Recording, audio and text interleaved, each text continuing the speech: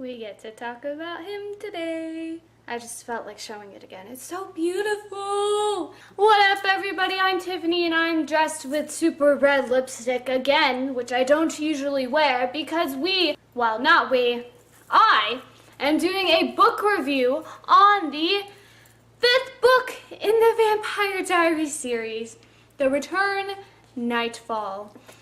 Oh, these books. I mean, it's the 5th book in the series, so there's not a lot I can say without spoiling. But I will tell you that overall, I did like it better a little bit in some areas than the other books. It has a way darker tone than the other books, I feel like, personally. Does it get kind of out of hand? Oh, yeah,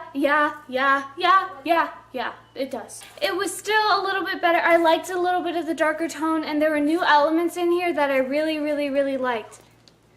One includes him. This one got a 3.57 out of Goodreads, which I think beats its predecessor by like 0.02 actually, not 0.2, I don't know.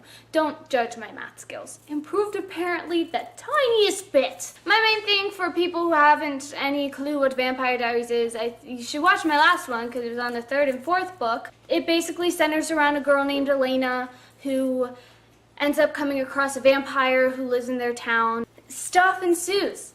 It involves this guy again. I know I keep showing, it's just so pretty. There's romance, you have her friends, Bonnie, in the books, Meredith's not in the show, Caroline, Matt, and a bunch of other characters that come and go as they please. That's really the plot of it without completely spoiling everything for you. If you haven't even been introduced to Vampire Diaries, I would say watch the show for sure. The show is really great. It's like very different from the books, actually. There's stuff here and there that's the same, and the characters are generally the same, except for Meredith, who's only in the books. But other than that, it's its own thing by itself. Get past the first few episodes, it does kind of feel like Twilight a little bit at the beginning, I'm not gonna lie.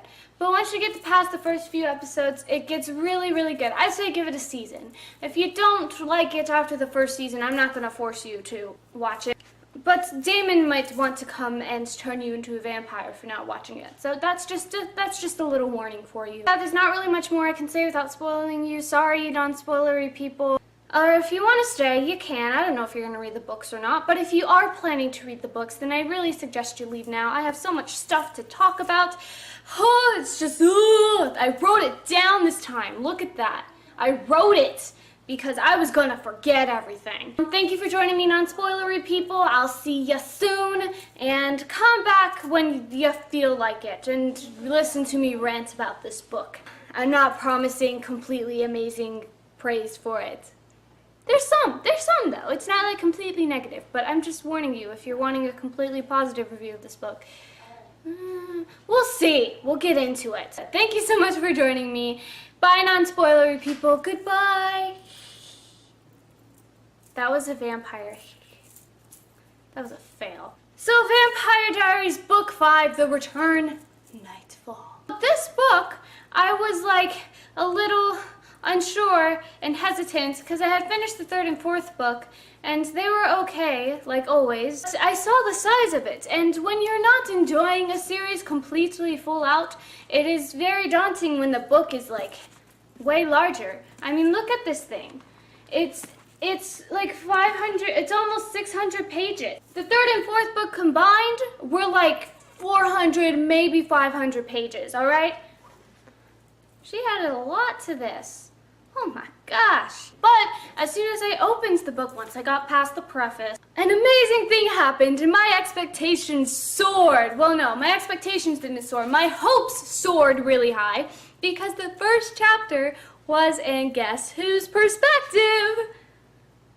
Damon's perspective. I was so excited because Damon is my all-time favorite Vampire Diaries character. If you can't tell, I'm not crazy. I was so happy. The past 4 books, there was no Damon, okay? I wanted Damon. Damon was in this book.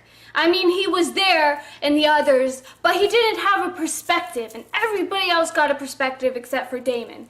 Damon has a perspective now. And out of all the characters in the book, He was my favorite. Damon made this entire book for me, okay? He was perfect. I loved the dialogue he was given, and that character was really well, and I could just picture him perfectly. I mean, because Ian Somerhalder, but you could just really see that character.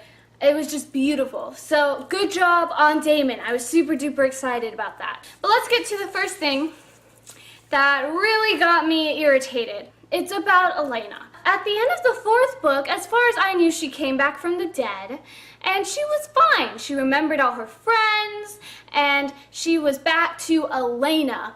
What did I do in this fourth book? Oh no, that all disappeared. Now she's a weird fairy spirit thing that can't read, write, or talk, and doesn't remember her friends. She is basically an infant in spirit form and wings. Well, she's still a teenager, but her brain is like that. Are you kidding me? I don't want to have to deal with this throughout this entire book. I don't want to have to deal with this for almost 600 pages, okay? I want Elena back to normal. And I didn't know from the beginning if it was going to stay that way throughout the entire thing, or if it was actually going to stop, you know, eventually. I was hoping that it would stop, or else I was going to be driven insane throughout that book. I get that she came back from the dead, so there's got to be something that she was given. She could still have those powers without the necessity of her basically being a baby and only remembering Stefan. Are you... As soon as I read that, I got a headache. I was like, no, I don't want to deal with that right now. All right, let's just get back to Damon's perspective. That was good. That was a good start. Let's just stay in his perspective this whole entire time. Luckily, she eventually went back to normal, but those pages that had her like that, I was really mad. With Damon's perspective though, it sets up this whole darker tone that I mentioned earlier. This whole book kind of deals with possession a little bit, not like completely like the devil or anything, but your main villain definitely kind of relate to that, and they possess people in the town and make them do really crazy things. And what made it a little bit better for me than the other book, first of all, in the last two books, the main villains were Catherine and Klaus, and I knew about Catherine and Klaus because I'd watched the show, so I could really easily guess who in the world the villains were going to be. This villain isn't in the show, so he was completely new, and I was like, ooh, he's interesting. And it was really fun to have a new villain that I had no idea who in the world he was, and I'm trying to figure it out. His name was Shinichi, and his sister is Misao, I think. It was just a really cool dynamic, and I really liked that darker tone, and I loved the build-up to it. Not that I don't like Klaus and Catherine. I love it. It's more exciting when there's a new person in the book for me. What that's kind of leading into is the first person that kind of gets possessed by this, Caroline. Oh, Caroline. So Caroline, as you know, is actually like an enemy of Elena rather than a friend. Caroline's character, I'm kind of like, really, they did this in like the last book too. You see something happening with Caroline. You see her acting really strange and really possessed and everything like that. You're a little bit worried about her. And you think from that moment that she's going to be prominent in this book. She ends up going to visit Elena with Bonnie and Matt and Meredith. She has this whole scene with Elena where Elena, being her stupid little child spirit, had to kiss them in order to identify them in a way. Caroline freaked out when Elena kissed her, which was absolutely hilarious, but then started being really strange and creepy, and everybody was worried about her. And they eventually kicked her out. So at that point, I'm like, oh, we're gonna see Caroline go into a downward spiral, aren't we? But then she doesn't show up for like 100, 200 pages. Like, Caroline dropped off the face of the planet. What about Caroline? Nobody's thinking of Caroline? I mean, I know we're dealing with Damon being possessed, but we also have Caroline. Hello? No one? And then all of a sudden she'll appear again and you'll be like, oh, Caroline! And then she'd go away again. She was in it more, and you do find out, like a shocker, I was kind of spoiled for this already, but that she is pregnant and probably with Tyler's, like, kids. So that's interesting, but they had no build-up at all. Like, the only other time is at the beginning. You see her put her hand on her stomach, and then you're like, is she pregnant? But then you kind of forget about it, and then all of a sudden she says, I need a husband. That's how you figure out she's pregnant? I'm like, why can't you say you're pregnant? It's that simple. I wanted more Caroline. I wanted to see her downward spiral.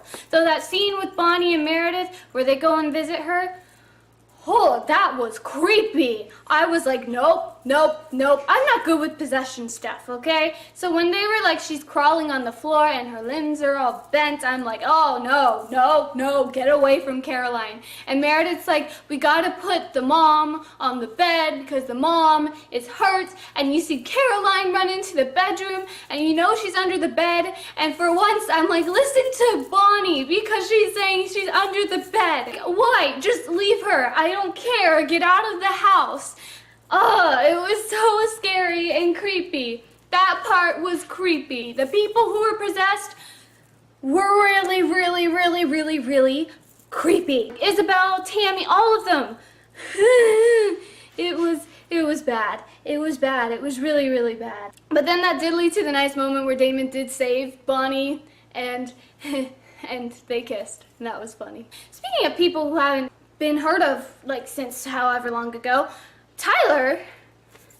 Did I miss what happened to Tyler? Is he captured? I feel like he ran away, but he's not in this entire book, and I was kind of waiting for Tyler to appear because he's a werewolf and he's prominent, I feel like, in the storyline, but Tyler wasn't there. So that is plot hole I am missing.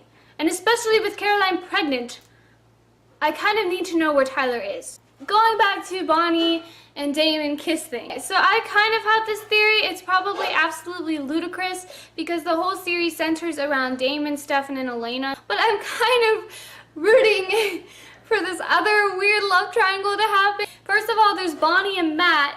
And Bonnie and Matt have these moments together where you think they're gonna kiss or something like that, and they don't. But then you have Bonnie and Damon, who Damon clearly cares for Bonnie. He won't admit it, but he like gets flushed when she kisses him, and I'm just like, is there gonna be like a Damon, Bonnie, Matt love triangle? Is that gonna happen? I kind of want it to. I don't know why.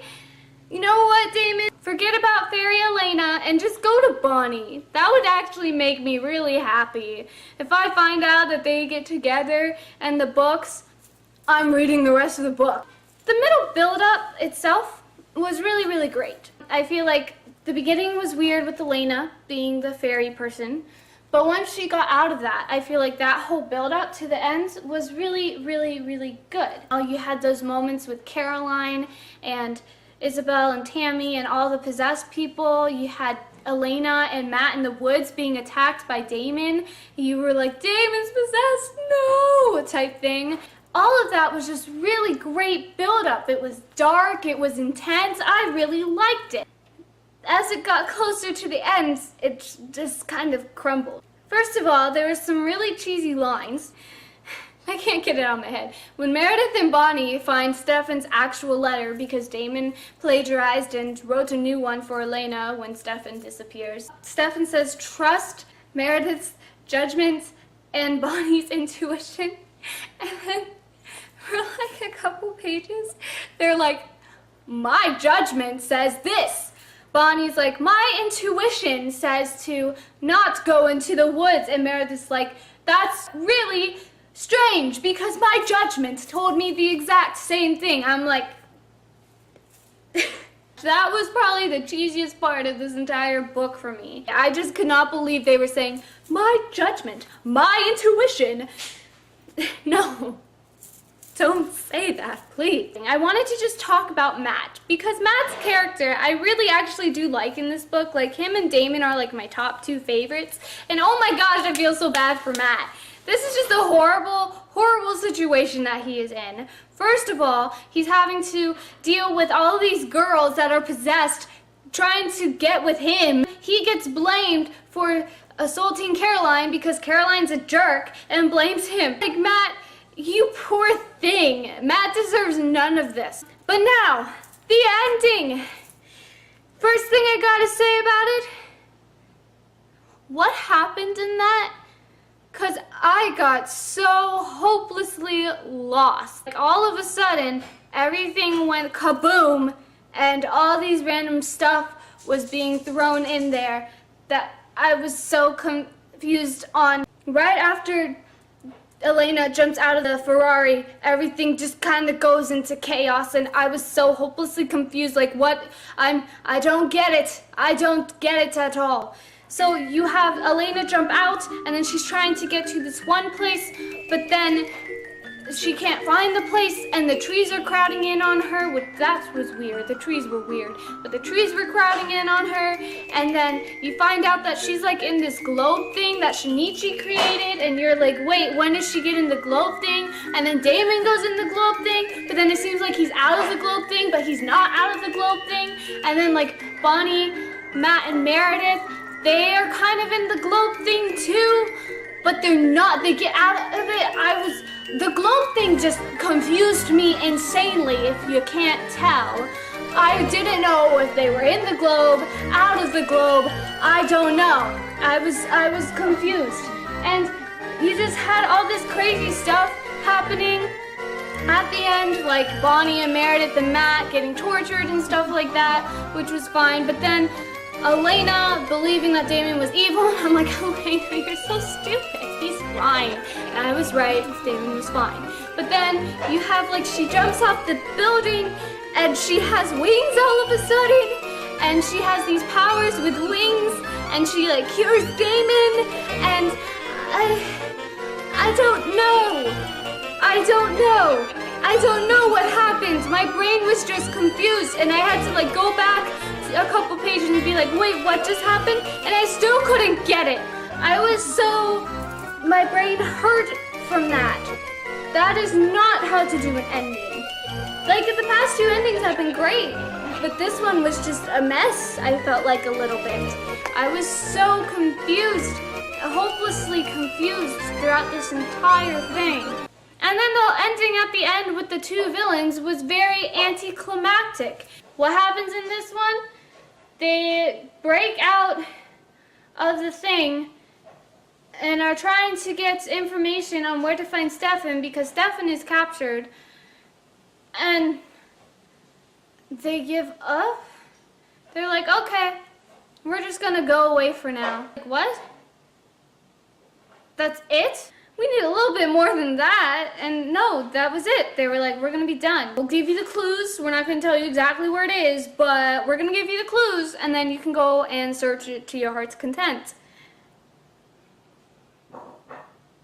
Yay. The whole point in this random, like, rambling that makes, like, absolutely no sense to you guys is basically that. It made absolutely no sense to me whatsoever, this ending. So that's basically all I have to say about this book. I'm super excited to get started with my next book. I don't know how it's going to be, but I'm excited about it. I am a completionist person, so probably eventually I'll get the rest of the series and just finish it, because I do want to see what happens to certain characters more so, not necessarily Elena. It's going to take me a really long while though, because I have a ton of other books to get to. Don't expect a Vampire Diaries 6th book review anytime soon, because I have a ton more books I have to do. Thank you for joining me today and listening to me rant to my heart's content about this book. Go give it a chance if you want it. I know I expressed my opinions, but like always, go give it a shot. You might really like the book and then be like, Tiffany, what the heck is the matter with you? Why in the world do you hate this book? Go try it out for yourself. Hey, if you have any other book suggestions or movie suggestions, leave them in the comments below. I'll check them out, and I'll definitely get to them eventually. They're on my list. I always remember, so don't worry about that. It just sometimes takes me a while to get the books or the movies or find them. And then also, it takes a while for me to upload, because I have a bunch of other videos that I have already set up. And if there's any other type of videos you want to see, I mean, like, not like gaming or anything, because I don't have, like, the systems for that, and I suck at gaming. If there's any, like, fun little videos you want to see or anything like that, let me know, and I'll definitely try and do them. Thank you so much for joining me. Have an awesome, wonderful day, night, afternoon, whatever time it is, and don't forget to be awesome. Alright, goodbye. Damon and I say goodbye to you for today. Goodbye.